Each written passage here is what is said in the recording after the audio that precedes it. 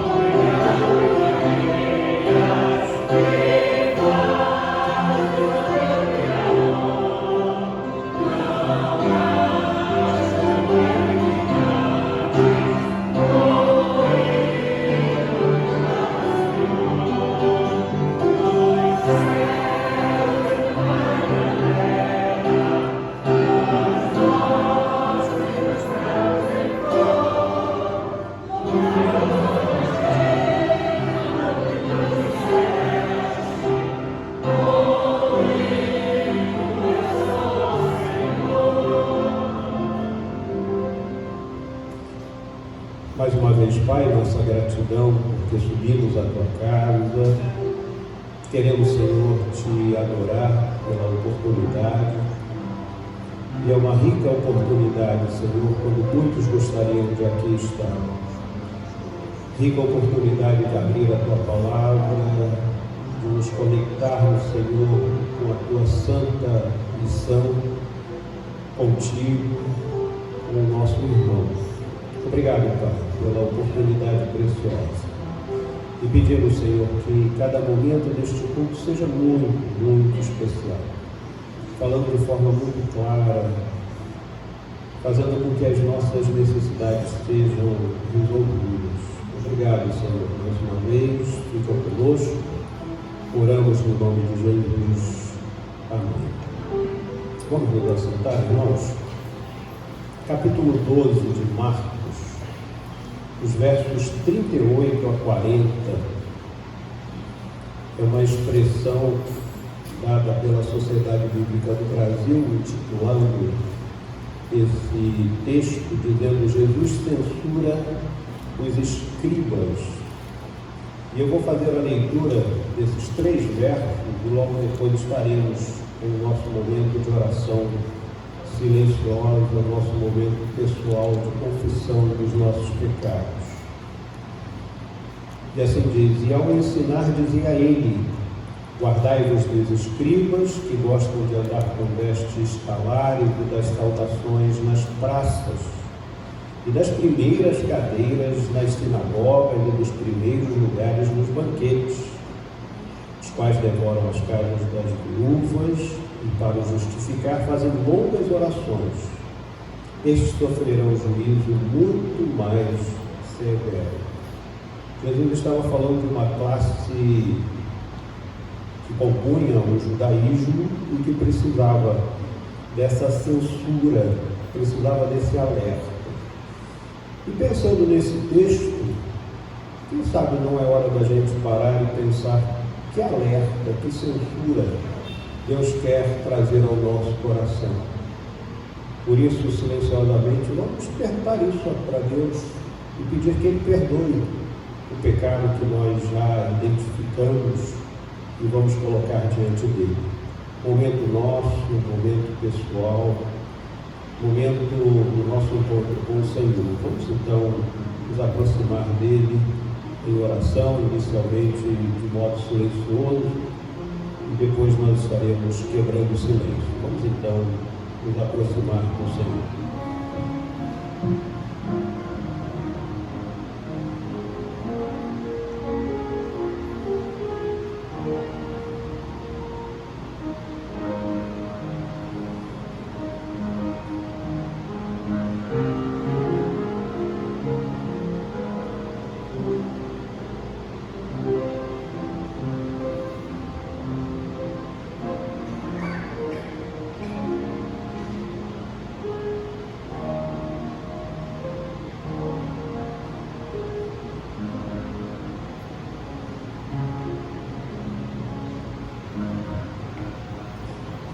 O Senhor Jesus nos ensinou a orar dizendo: Pai nosso que estás nos céus, santificado seja o teu nome, venha o teu reino, seja feita a tua vontade, assim na terra como nos céus.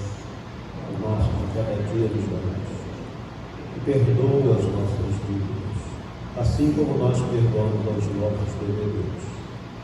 Não nos deixes cair em tentação, mas livra-nos do mal. Pois teu é o reino, o poder e a glória para sempre. Amém. Mais uma vez a palavra do Senhor será lida e eu quero convidar você para fazer a leitura comigo, de modo alternado, Romanos capítulo 11. E para a leitura e também para o cântico do hino 48, se você puder, vamos nos colocar de pé. Vamos inicialmente fazer a leitura de Romanos 11, versos 25 a 36. O último desígnio de Deus é misericórdia para com todos e a maravilhosa sabedoria dos desígnios divinos. E logo depois cantaremos o hino 48, amor e gratidão. Vamos então ler de modo alternado, capítulo 11, versos 25 a 36.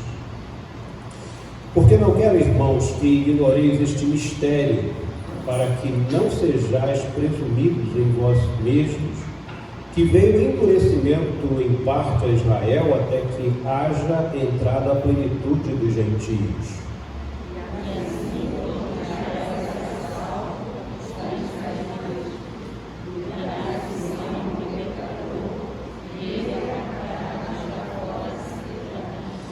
Esta é a minha aliança com eles, quando eu tirar os seus pecados.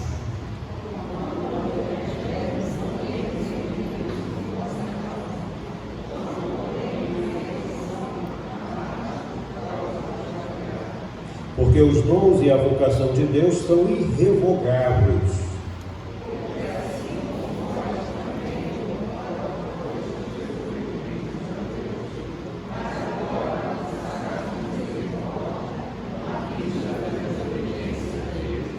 Assim também estes agora foram desobedientes, para que, igualmente, eles alcancem misericórdia à vista da que vos foi concedida.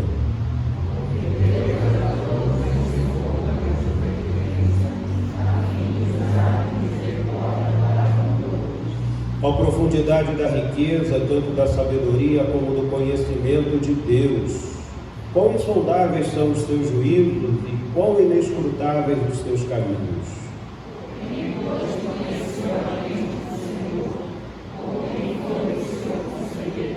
Ou quem primeiro deu a ele para que lhe venha a ser restituído? Porque dele, por meio dele, para ele são todas as coisas. A ele, pois, a glória eternamente. Amém. E no 48, adoremos ao Senhor.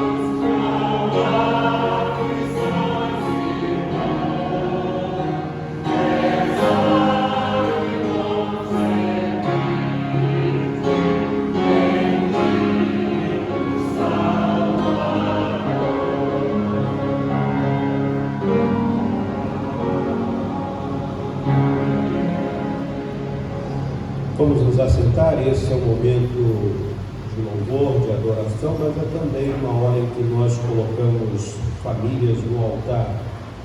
E a igreja tem conhecimento, da internação do nosso irmão Fernando, ele está no HCE, e também do reverendo Eudes. E hoje eu fiz um contato com a esposa do Eudes, a Sandra, e ela pediu que a igreja continuasse orando. Hoje ele precisou ser entubado, agora pela manhã. Então o seu estado ficou mais grave e ela pediu que a igreja estivesse intercedendo pelo marido dela, o Eudes. Então vamos colocar o Eudes e o Fernando nas mãos do Senhor e agradecendo também por aqueles que foram libertos, né? Com muita alegria a gente vê a família do Simão aqui, né? A Leila, o Sinério, o Levi. O Simão passou por uma situação muito grave também, e graças ao Senhor ele está recuperado, né? Então vamos orar pelo Fernando, orar pelo eu, e pedir que Deus exerça nele o seu querer.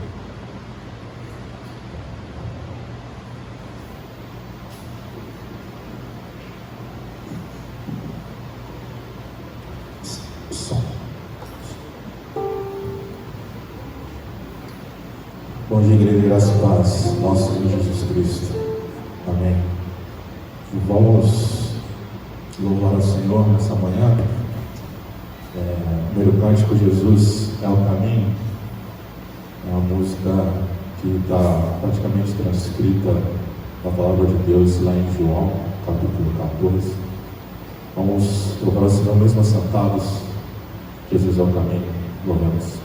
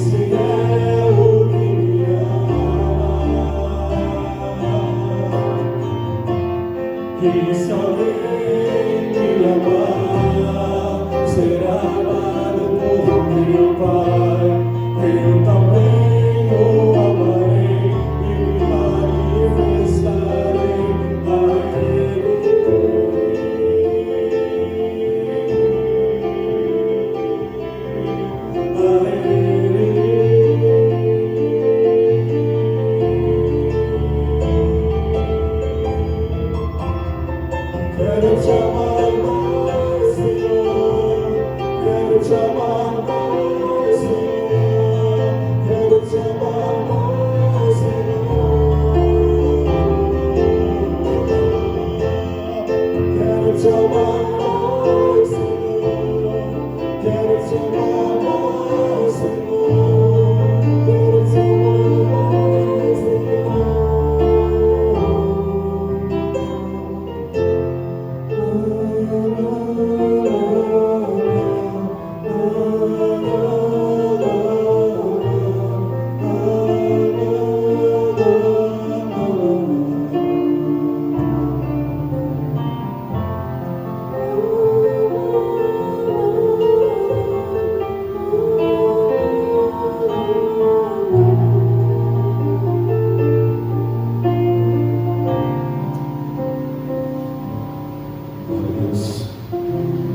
pedir para eles se colocar de pé, nesse momento aqueles que puderem. Vamos continuar louvando ao Senhor. Isaías 53, ainda não há o momento dos dízimos, vamos cantar mais um louvor. Isaías 53, louvamos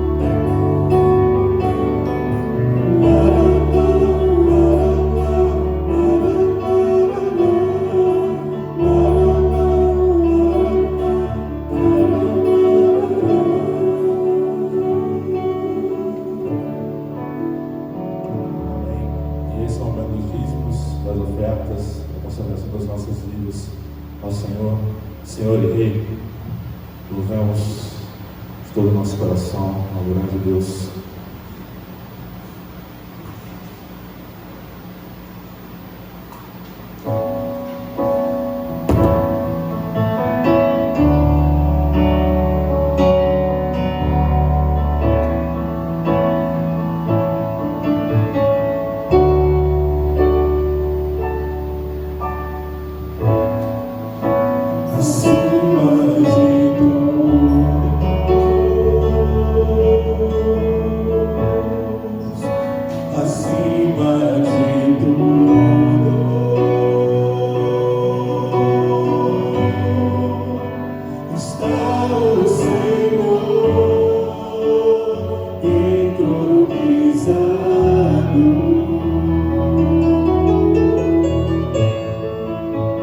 os anjos e os homens, os céus e a terra,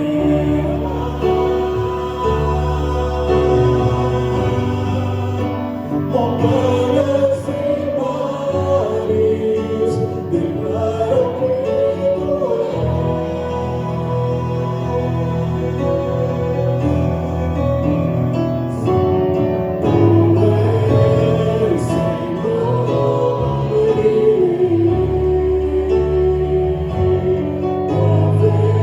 governas sobre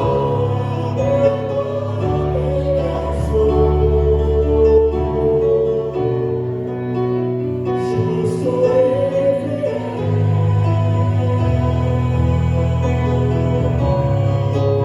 vestido de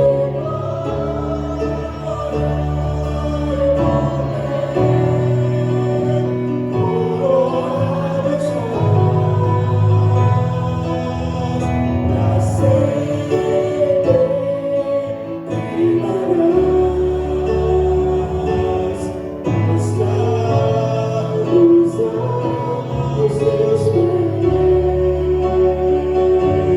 erguemos o teu santo nome, em adoração,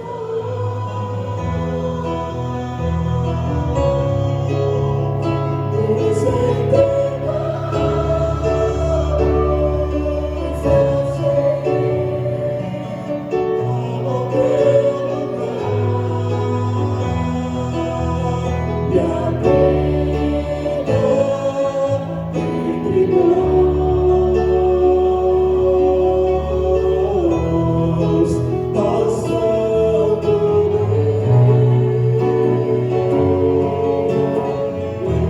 Deus, ó Santo Deus,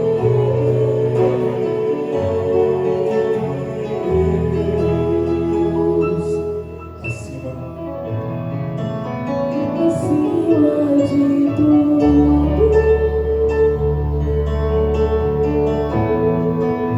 acima de tudo, está o Senhor entronizado.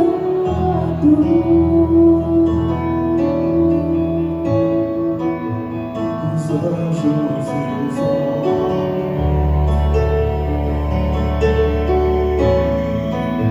os céus e a terra,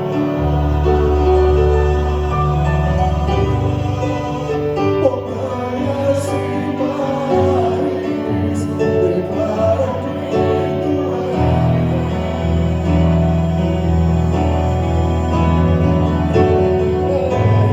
Tu és Senhor,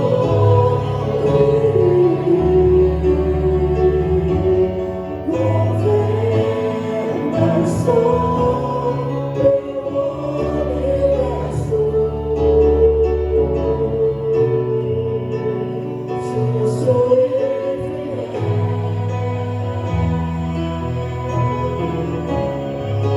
vestido de glória e poder, coroas para sempre reinarás, prostrados aos teus pés, erguemos o teu santo nome, em adoração,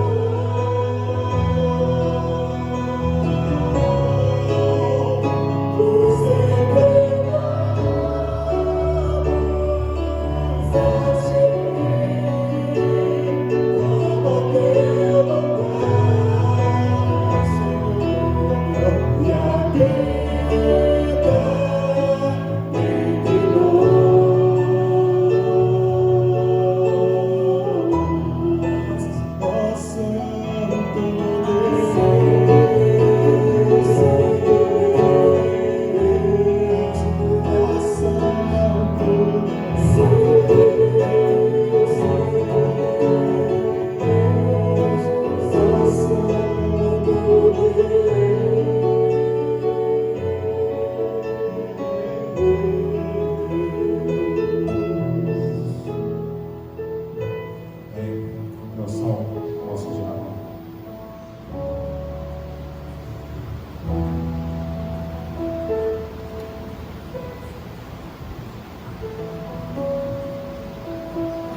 Oremos.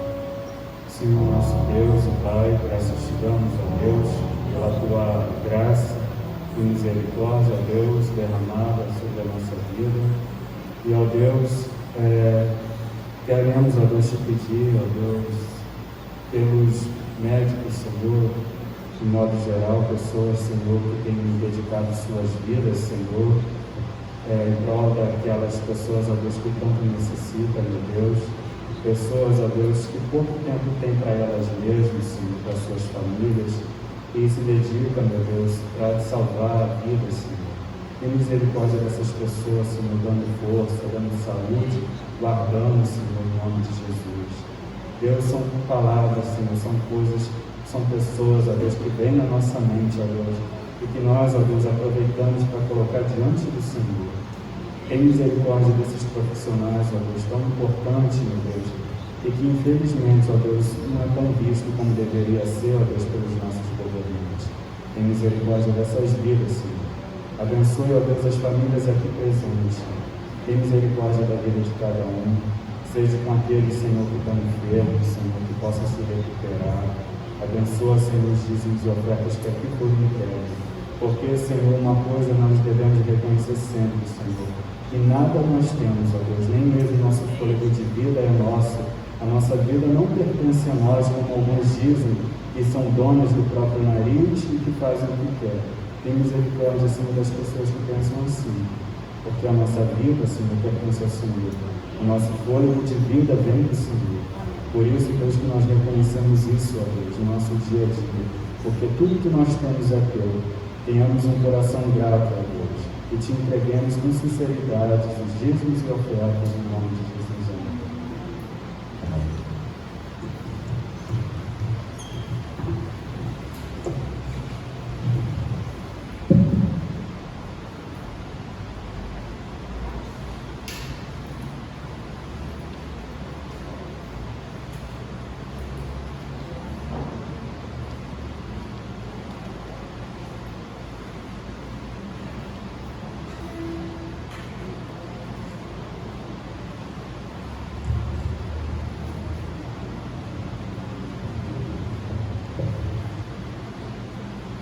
Carta que Paulo escreve à igreja de Filipos, capítulo 1. Nós vamos ler do verso 12 ao verso 26. Filipenses capítulo 1, versos 12 a 26. E até colocamos como uma proposta de tema uma bela expressão de amor. E é baseado nisso que nós vamos pensar um pouco.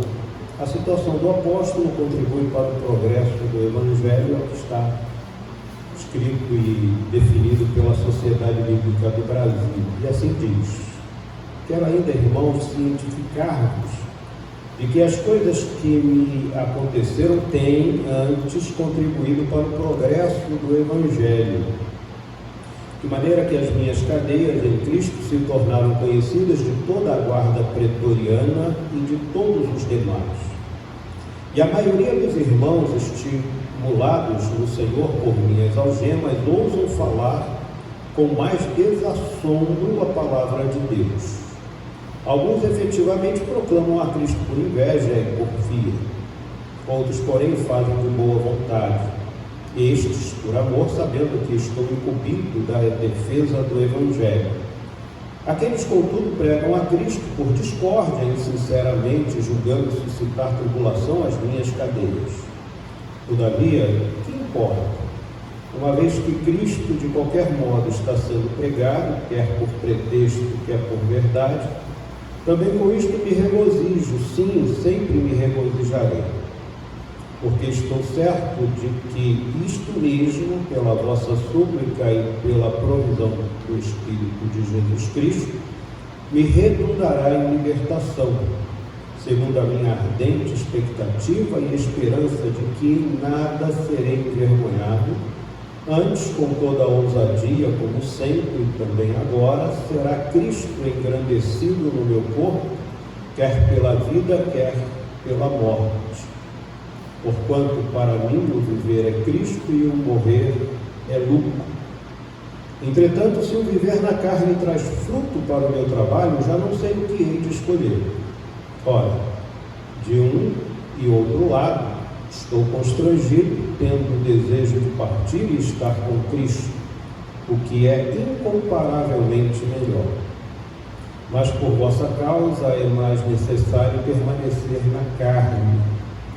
E convencido disto, estou certo de que ficarei e permanecerei com todos vós para o vosso progresso e gozo da fé, a fim de que aumente quanto a mim o motivo de vos gloriardes em Cristo Jesus pela minha presença de novo convosco.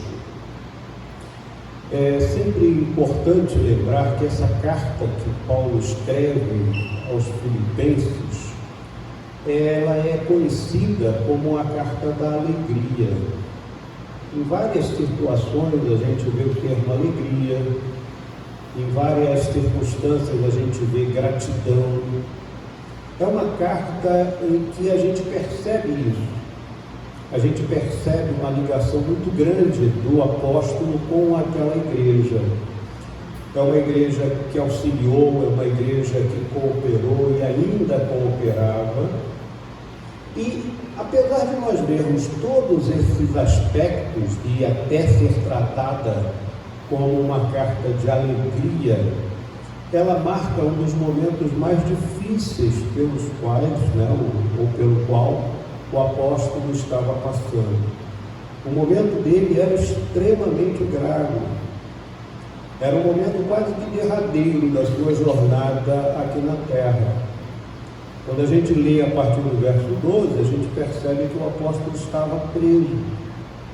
E por uma razão que não condizia com o estado dele. Não havia motivo para aquela prisão. Era uma prisão injusta, a gente pode dizer isso. Mas mesmo assim ele se vale de expressões que modificam aquela situação, que modificam aquele meio. É impressionante os termos que ele usa ao longo da sua carta. E a expressão que nós queremos colocar aqui de amor está no verso de número 21. E para mim é uma expressão linda de amor. Porquanto para mim o viver é Cristo. Ou seja, ele está atribuindo a sua vida a Cristo. E quando ele fala daquilo que é o nosso bem maior, que é a vida, deixando de existir e vindo à morte, ele vai dizer que o morrer é lucro. E tudo por causa de Cristo. Tudo relacionado à pessoa de Jesus. Não tem expressão mais bonita de amor do que essa. Para mim, viver é Cristo e o morrer é estar com Cristo. É lucro. A expressão mais linda de amor. E essa expressão linda de amor fez mudanças profundas no coração, na mente e até nos propósitos do apóstolo. Quando a gente observa que situações muitas vezes difíceis, e todos nós passamos por situações muito difíceis, normalmente nós não as caracterizamos como condições benéficas. É muito comum, quando a gente passa por uma situação difícil, a gente ressaltar aquela dificuldade. Mas Paulo, com essa expressão belíssima de amor, dizendo: para mim, o viver é Cristo e o morrer é lucro, ele consegue ir além, ele consegue transcender. E ele consegue perceber coisas que a natureza humana, desprovida da essência de Deus, não consegue enxergar. Logo no início da leitura que fizemos, a gente observa: quero ainda, irmãos, cientificar-vos de que as coisas que me aconteceram têm antes contribuído para o progresso do Evangelho. Coisa interessante ele chegar a essa conclusão. A gente falou no início que a sua prisão é injusta, que o estado atual é uma aberração, a sua prisão praticamente ilegal, mas ele chega a essa conclusão: isso tudo que eu estou passando, tudo isso que eu estou vivendo, contribui para o progresso. Eu não entendo. E eu creio que quando a gente usa e se vale dessa bela expressão de amor adotada por Paulo, para mim viver é Cristo e morrer é lucro, a gente consegue enxergar coisas, até os infortúnios, até as situações difíceis. A gente pode lá na frente dizer como tem contribuído. E a gente está vivendo um cenário muito complicado. Toda hora a gente é obrigado a falar isso, porque é a nossa realidade. Mas a gente tem que se valer dessa bela expressão de amor. Para mim, o viver é Cristo e o morrer é lucro. Então, tudo passa a ter uma outra visão. Inclusive, o que eu estou enfrentando num momento sério, grave, pode ser a sua realidade, eu não sei, ela pode redundar em contribuições. E é isso que o apóstolo nos apresenta. O apóstolo também fala de uma mudança na sua mente, no seu comportamento. Porque várias vezes nos escritos apostólicos, ele vai dizer: já não sou eu que estou vivendo, mas é Cristo que vive em mim.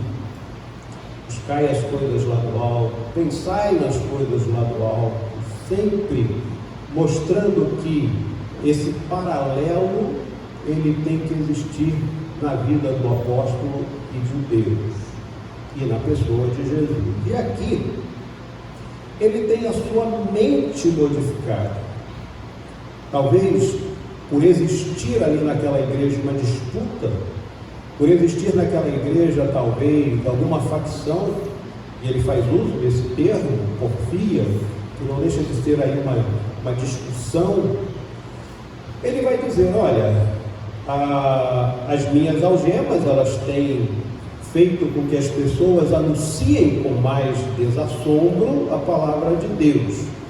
E aí ele vai dizer: olha, o grupo está sim pregando a palavra, anunciando a palavra, por inveja,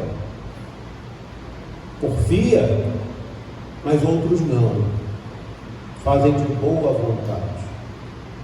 E aí, que lado eu vou adotar? Que lado eu vou seguir? Ele vai dizer: não, conquanto que Cristo seja anunciada, isso que me vale. A mente modificada não entrou numa questão que talvez agravasse mais a situação, mas ele falou assim: não, uma coisa eu sei, eu estou posto para a defesa do Evangelho. E muitas vezes nós não podemos entrar em discussões. E aí a gente traz para os nossos dias. Hoje nós vivemos um cenário religioso muito diverso no nosso país. E quando a gente pensa no segmento evangélico, mais diverso ainda. Alguns estão anunciando por inveja, por porfia, mas outros não, com sinceridade. Eu não sei identificá-los. Às vezes, até pelo resultado, pelo fruto, a gente chega a alguma conclusão. Mas a gente tem que parar e pensar: se o viver para mim é Cristo e o morrer é lucro, pode ser que no final das contas o que importa é que o Senhor seja anunciado. Quando a gente lê capítulo 11 de Romanos, muitos foram endurecidos.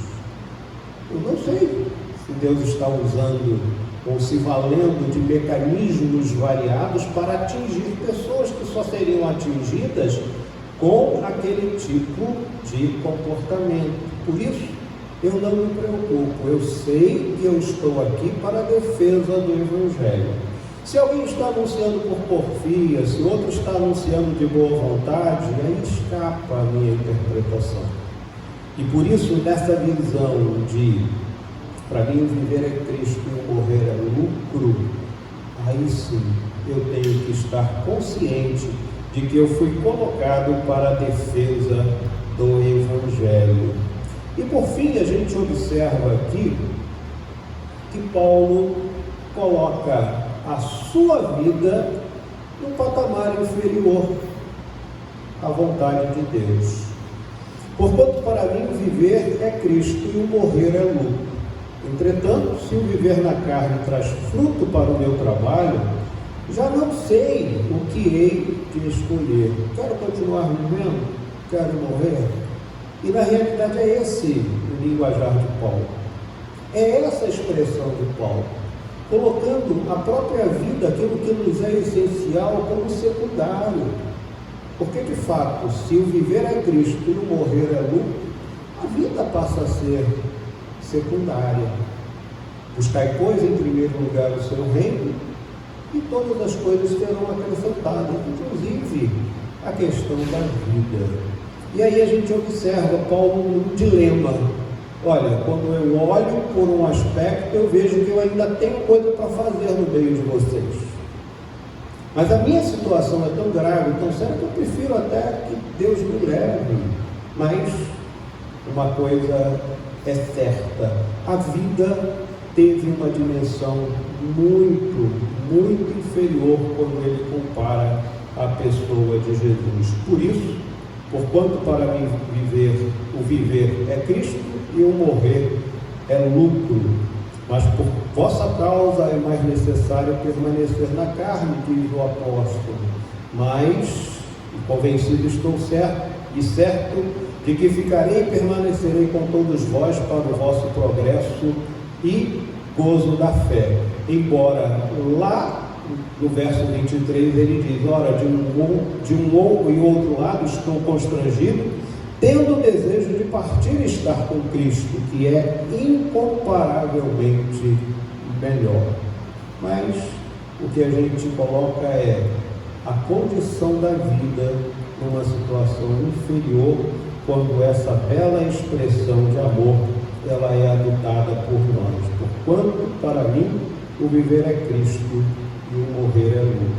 E isso redunda, sem dúvida alguma, em segurança. Isso traz ânimo, isso traz conforto, isso traz elementos que precisam ser adquiridos e adotados por nós da mesma forma que foram importantes para o apóstolo Paulo na sua jornada. Vivemos dias difíceis, dias complicados, dias onde a perda, a expectativa. Vivemos dias onde não sabemos o que virá, mas uma coisa a gente pode viver, pode dizer nessa vida: para mim o viver é Cristo e o morrer é lucro.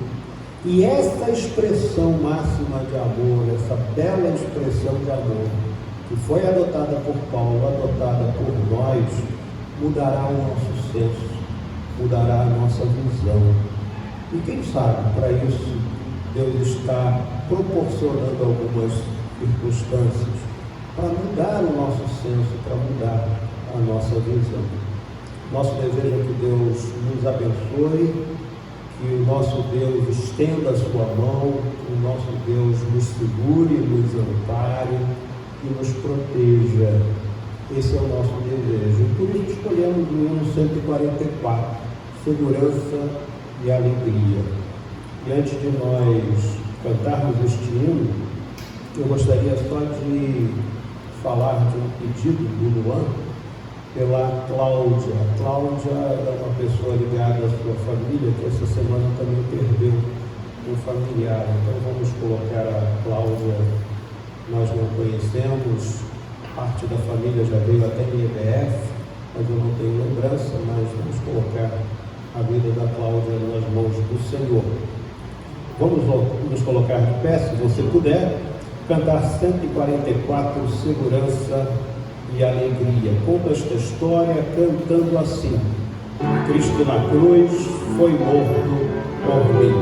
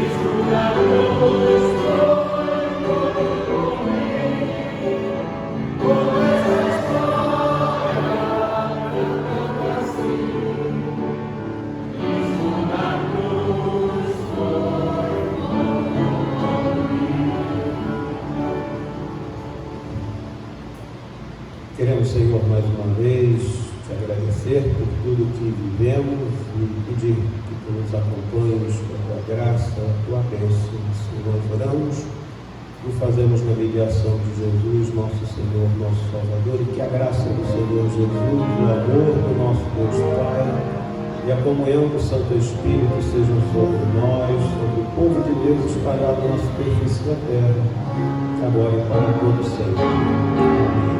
Amém.